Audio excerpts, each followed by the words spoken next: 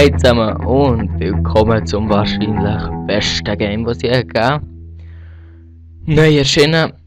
Eigentlich nicht wirklich, es gibt schon lange. Aber Grafik, geniale Grafiken. Und es geht darum, dass man muss die Eizelle befruchten. The struggle for birth. Gravity, interior physics. It's like a round robin. The unborn child is like a real number. It cannot be divided by 0. What the fuck? Think about that. Left and right arrow keys to steer up to thrust. Und das ist ein geiles Lied dabei. Swimming around in a vagina.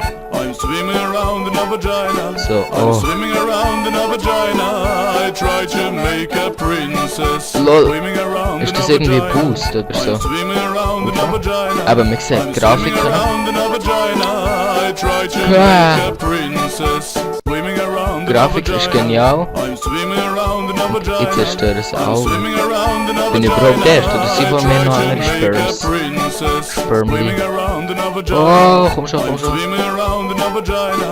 I'm swimming Oh. around in a vagina. I try to make a princess. Swimming around in a vagina. I'm swimming around in a vagina. I'm swimming around in a vagina. Oh, fuck, I fuck, try fuck. to make a princess. Swimming around in a vagina. Die gleiche Engine wie Battlefield 3 hat's. I'm swimming around in a Mit vagina. der Physik und I so. try to make a Oh. princess. Swimming around in a vagina. Yes! Sieg! But did you actually win? What about the others? Logisch habe ich gewonnen. Beste. Ja. Das beste Game, was es je gegeben. Müsst ihr euch unbedingt abladen. Wegen der Grafik und so. Das ist wirklich super. Und